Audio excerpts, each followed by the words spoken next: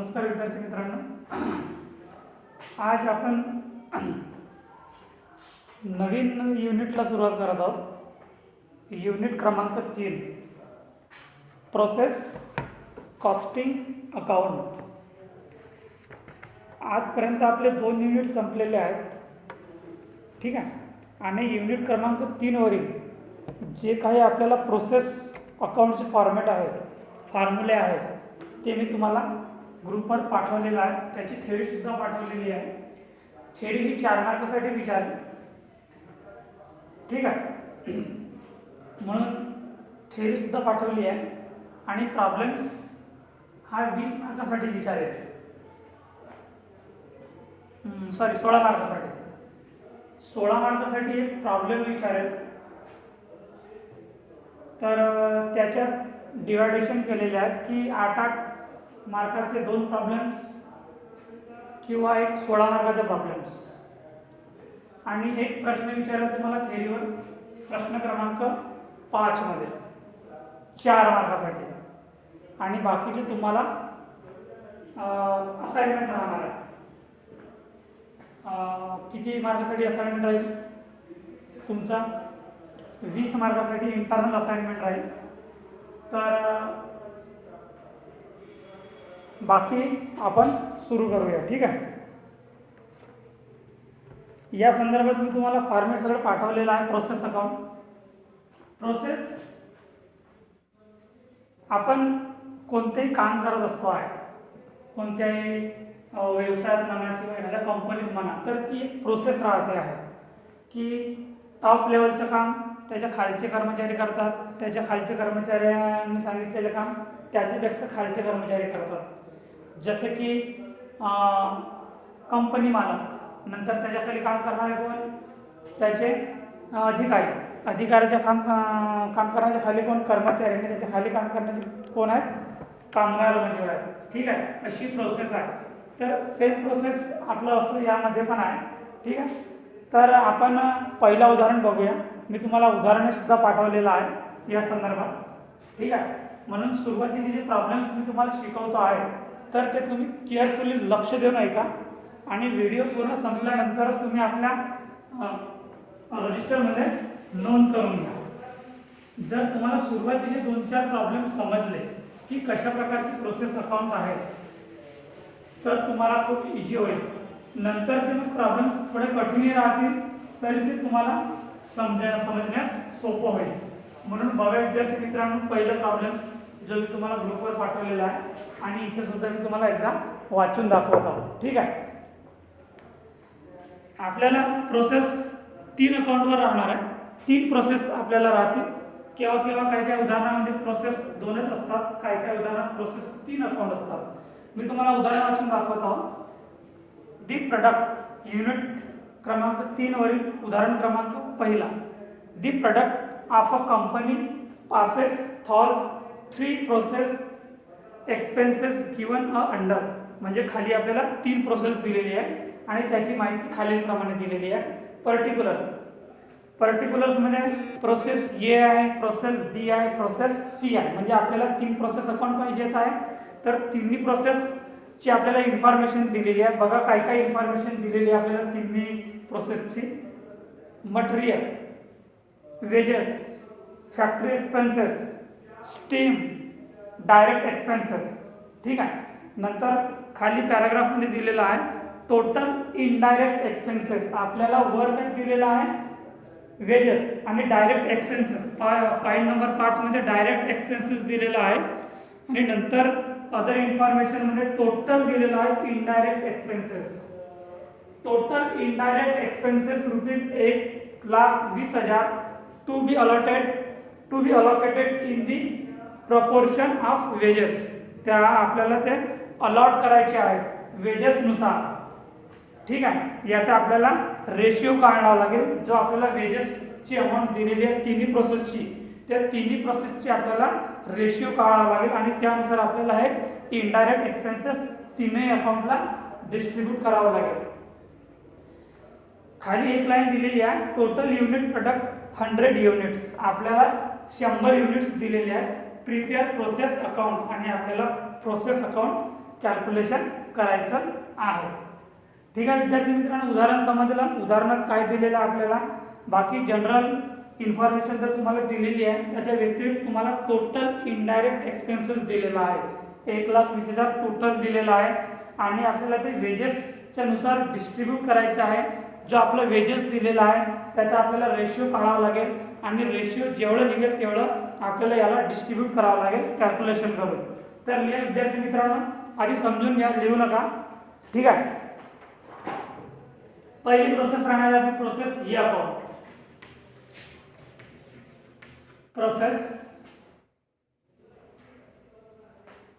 Process E account, ये capital लिहायचं. ठीक आहे. Process E account.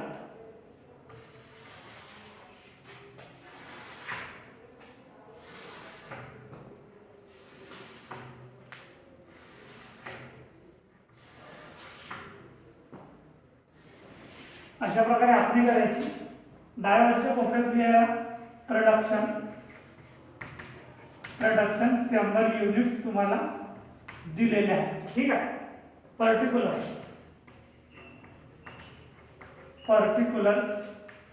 रुपीज,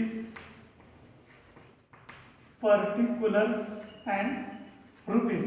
ठीक आहे. बघून घ्या आधी तुम्ही केअरफुली आणि नंतर लिहा. आधी समजून घ्या. बघा आपल्याला तिन्ही प्रोसेसचे दिलेलं आहे, तर याच्यात आपल्याला तिन्ही प्रोसेस वेगवेगळे कॅल्क्युलेशन करायचे, एकत्र कॅल्क्युलेशन करायचं नाही आहे. ठीक आहे. पहिलं पॉईंट दिलेलं आहे बघा, मटेरियल टू मटेरियल बघा हे प्रोसेसचं किती दिलेलं आहे 20,000. आता आपल्याला याच्यात प्रोडक्शन दिलेलं आहे तर पर युनिटचा सुद्धा कॉलम बनेल. ठीक आहे. याच्यात आपल्याला पर युनिटचा सुद्धा कॉलम बनेल आणि बनवावं लागेल.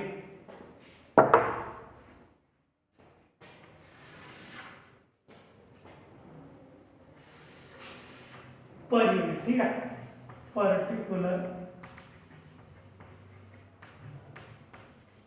Per unit rupees, particular per unit. ठीक आहे. अशा प्रकारे आखणी करायची आहे. पहिलं पॉईंट दिलेलं आहे मटेरियल अमाऊंट किती दिलेली आहे 20,000, म्हणून रकमेच्या कालावधीमध्ये 20,000. आता त्याला पर युनिट्स काढायचे आहे तर 20,000 भागिले 100 किती येते 2 शून्य मिटवायचे म्हणजे 200 रुपये पर युनिट निघेल. ठीक आहे. नंतर मटेरियल नंतर काय दिलं दुसरं पॉईंट वेजेस किती दिलेला आहे 30,000. रकमेच्या कॉलममध्ये लिहायचं 30,000, त्याचा पर युनिट रेट काढायचा 30,000 भागिले 100 म्हणजे 2 शून्य मिटवायचे म्हणजे 300 तुमचे पर युनिट राहणार. नंतर factory expenses to factory expenses किती दिले आहे फॅक्टरी एक्सपेन्सेस 1,20,000. तर याच्यात लिहायचे 1,20,000. 1,20,000 भागिले 100 केला तर 2 शून्य मिटवायचे 100 असतील तर म्हणजे 1200 पर युनिट रेट निघेल. नंतर टू स्टीम किती दिलेला आहे 10,000. रकमेच्या कॉलममध्ये 10,000. ठीक आहे. त्याचा पर युनिट रेट काढायचा तर 10,000 भागिले 100 झाल्यानंतर 100. नंतर टू डायरेक्ट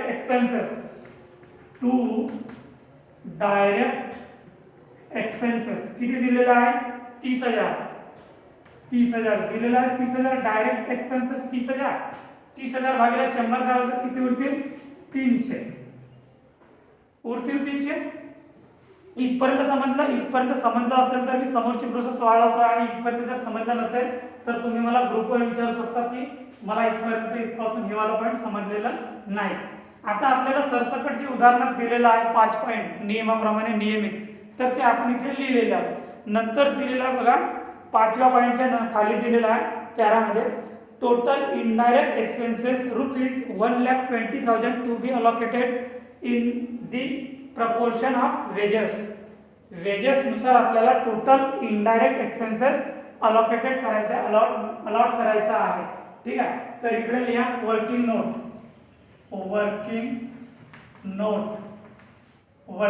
लिहा. ठीक आहे. आणि खूप महत्व आणि इम्पॉर्टंट नोट्स राहणार आहे. परीक्षेमध्ये तुम्हाला सुद्धा वर्किंग नोट तयार करावे लागतील की ते कशा प्रकारे कॅल्क्युलेशन केलेले आहेत ते पेपर व्हॅल्यूअरला समजलं पाहिजे. टोटल इनडायरेक्ट एक्सपेन्सेस 1,20,000 कशाला म्हटलेलं आहे? Allocated to wages. लिहा खाली अलोकेटेड टू वेजेस. ठीक आहे.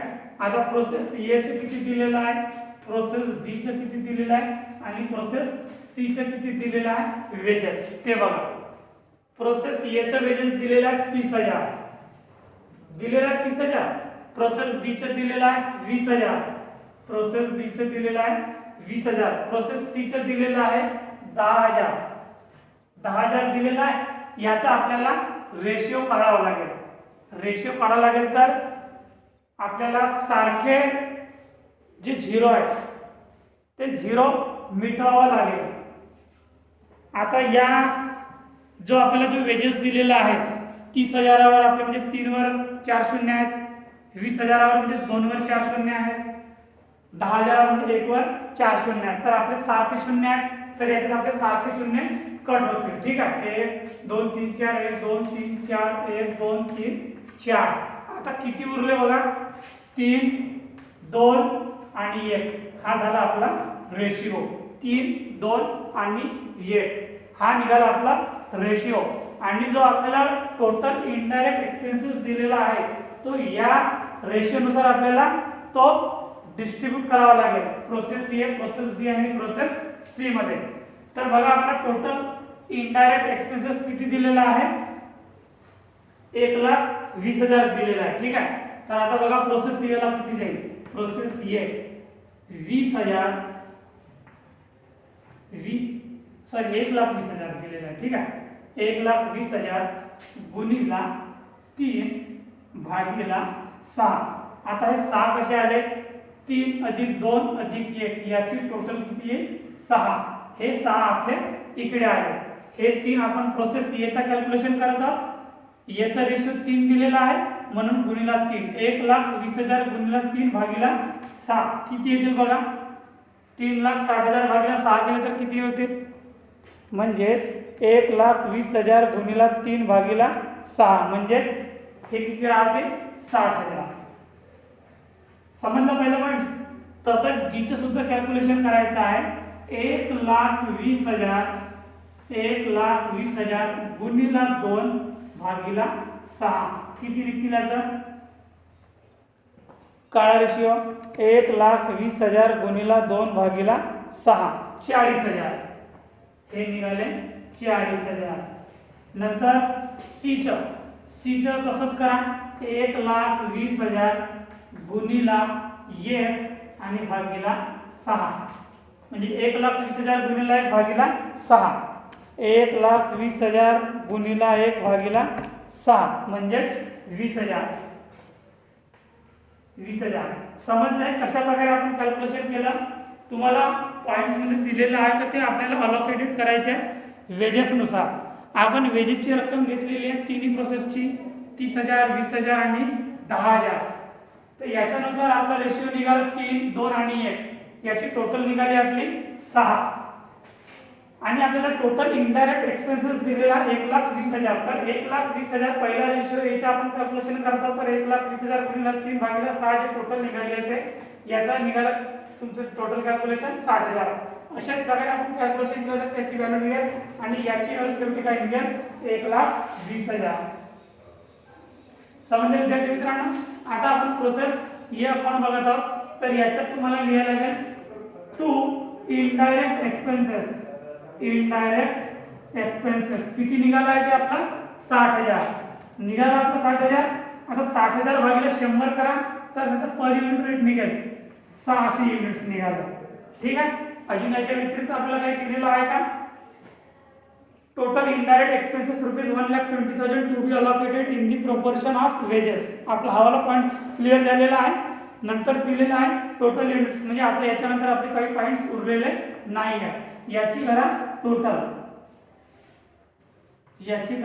टोटल किती निघेल टोटल करून बघा 20,000 प्लस 30,000 प्लस 1,20,000 प्लस 10,000 प्लस 30,000 आणि प्लस 60,000. किती निघाले? 2,70,000. इथे लिहा by product transfer to next process. By product transfer to next process. किती निघाला आपला? 2,70,000. 2,70,000. याची युनिटची टोटल करून बघा किती निघाली. तर तेवढा आपल्याला नेक्स्ट प्रोसेसला ट्रान्सफर करावा लागेल. 200, 300, 1200, 100, 300, 600, 2,700. ठीक आहे, 2,700. इकडे टोटल राहील 2,70,000, 2,700, 2,70,000 आणि 2,700. समजले विद्यार्थी मित्रांनो? हे इथे हे आपलं अकाउंट होईल बंद. प्रोसेस आपलं बंद. हे केअरफुली वर्किंग नोट लिहायचं तुम्हाला उदाहरणामध्ये. आता मी इथून प्रोसेस बी सॉल्युशन करतो आहे. ठीक आहे, बी सॉल्युशन करत असताना मला गरज पडेल या दोघांची, म्हणून इथे मी आपल्या माहितीच तो लिहून ठेवतो आहे. ठीक आहे, म्हणजे मी बिटवीन तरी मला ते समजेल. बी आणि सी समजले विद्यार्थी मित्रांनो? Process E account. आता सेम टू सेम आपला प्रोसेस बी सुद्धा राहणार आहे, पण याची टोटल इथे आलेली आपली. तर काय येणार आहे? By product transfer to next process. म्हणजे आपलं जे काही दुसरी प्रोसेस अकाउंट राहील ते त्याच्यावर आपला ट्रान्सफर होईल. 2,700.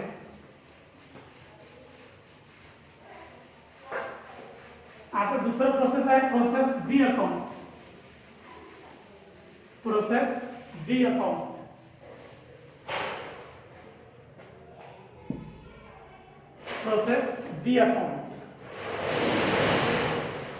बघा, याची सुद्धा तसंच आखणी करायची आहे तुम्हाला, जसं आपण प्रोसेस याची केलेली होतो. ठीक आहे,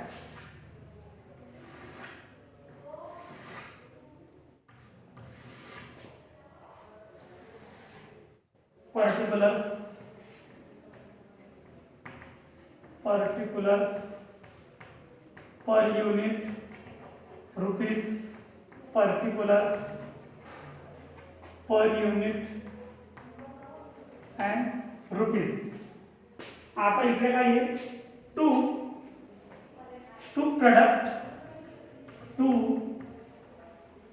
प्रोडक्ट ट्रान्सफर फ्रॉम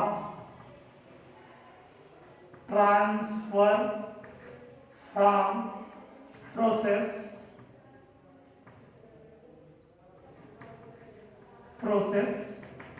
ये अकाउंट. ठीक आहे, आपण त्या पहिल्या प्रोसेसला काय लिहिलं होतं? By product transfer to next process.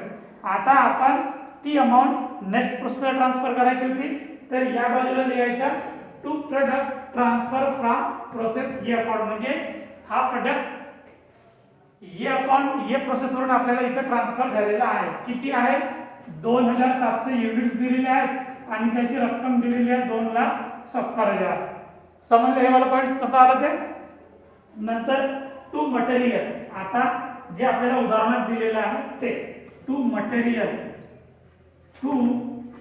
किती दिलेला? प्रोसेस बी च्या 30,000 दिलेला आहे मटेरियल. 30,000 भागला 100 करा तर किती युनिट्स राहतील? 300. टू मटेरियल नंतर काय दिलेलं आहे? टू वेजेस किती दिलेला आहे? 20,000. 20,000 भागला 100 करा तर युनिट्स किती निघतील? 200 युनिट्स. नंतर factory expenses. To factory expenses किती दिलेला आहे? 1,00,000.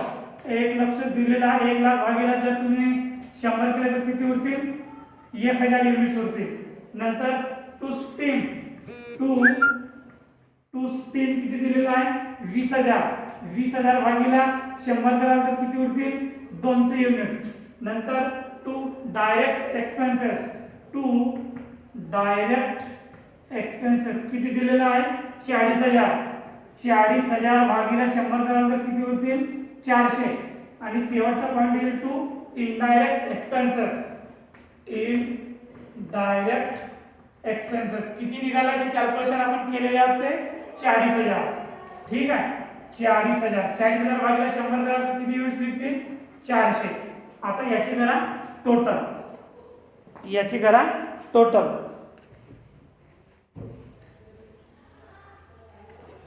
किती होईल टोटल्स बघा.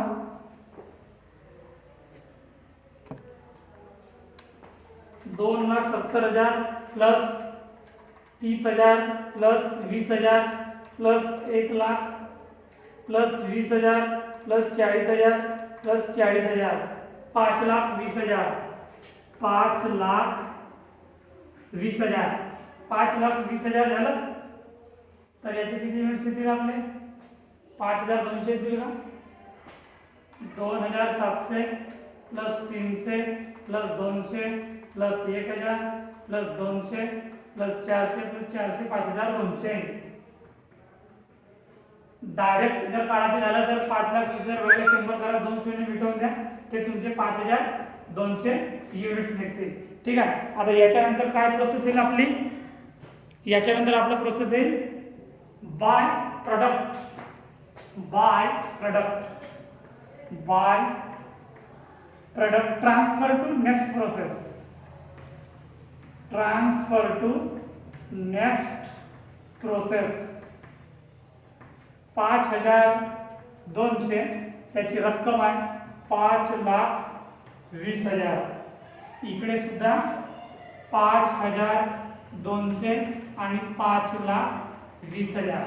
समजलं? आता हीच प्रोसेस आपली जाणार आहे सी प्रोसेसला, सेम टू सेम जाणार आहे. ठीक आहे.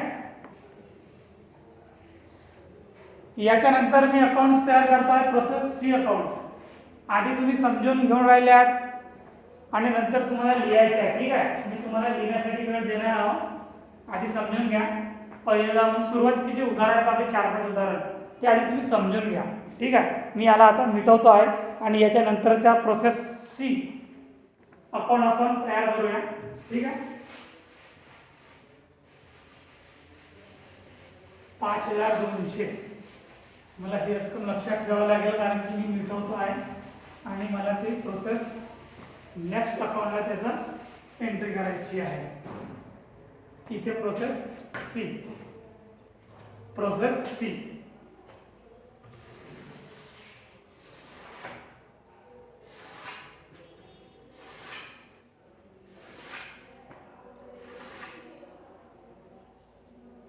छोटं झालं काय ना,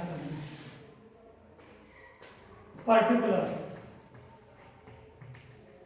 particulars per unit rupees. Particulars per unit आणि रुपीज. आपण बी प्रोसेसला जो प्रोडक्ट आपला तयार झालेला होता तो आपण नेक्स्ट प्रोसेसला ट्रान्सफर केला होता, तो आपला प्रोसेस या अकाउंटला तयार आहे. ठीक आहे. म्हणून इथे लिहा to product transfer from B process. B process किती निघालं होतं? 5,200. त्याची रक्कम सुद्धा दिलेली होती 5,20,000. ठीक आहे. याच्यानंतर आपल्याला उदाहरणात काय दिलेलं आहे बघा. मटेरियल दिलेला आहे, वेजेस दिलेला आहे, म्हणून लिहा टू मटेरियल. मटेरियल किती दिलेला सी प्रोसेसचा? 40,000. म्हणून रक्कम मध्ये लिहा 40,000. 40,000 भागिले 100 करा तर त्याचे युनिट्स निघतील 400. मटेरियल नंतर आहे वेजेस. To wedges. वेजेस किती दिलेला सी प्रोसेसचा? 10,000. 10,000 भागिले 100 करा तर त्याचा पर युनिट निघेल 100. टू वेजेस नंतर कोणता आहे? To factory expenses. To factory expenses किती दिलेला फॅक्टरी एक्सपेन्सेस? 1,50,000. 1,50,000 भागिले 100 करा तर 1,500 तुमचा पर युनिट निघेल. नंतर आहे स्टीम. टू स्टीम किती दिलेला आहे? 10,000. 10,000 भागिले 100 करा तर किती निघतील? 100 युनिट्स निघतील. नंतर टू डायरेक्ट एक्सपेन्सेस किती दिलेला आहे 50,000. 50,000 भागिले 100 करा तर 500 युनिट्स निघतील. शेवटचा आहे टू इनडायरेक्ट एक्सपेन्सेस किती दिलेला आहे जो आपण कॅल्क्युलेशन केलेला रेशिओ नुसार 20,000 दिलेला आहे. 20,000 भागिले 100 करा तर तो तुमचा निघेल पर युनिट. आता करा याची टोटल किती येणार आहे. टोटल बघा 5,20,000 plus 40,000 plus 10,000 plus 1,50,000 plus 10,000 plus 50,000 plus 20,000. Sorry 5,20,000 40,000 10,000 1,50,000 10,000 50,000 आणि 20,000 किती निघाला आहे 8 लक्ष निघाला. त्याची टोटल करा तुम्ही 8 लक्ष.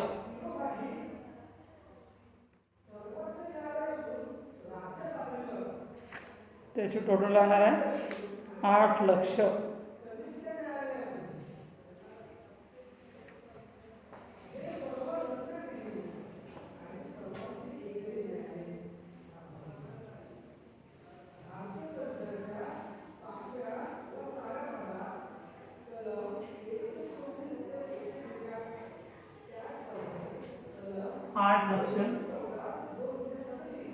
आठ लक्ष भागिले 1000 करा तर किती निघते 8,000.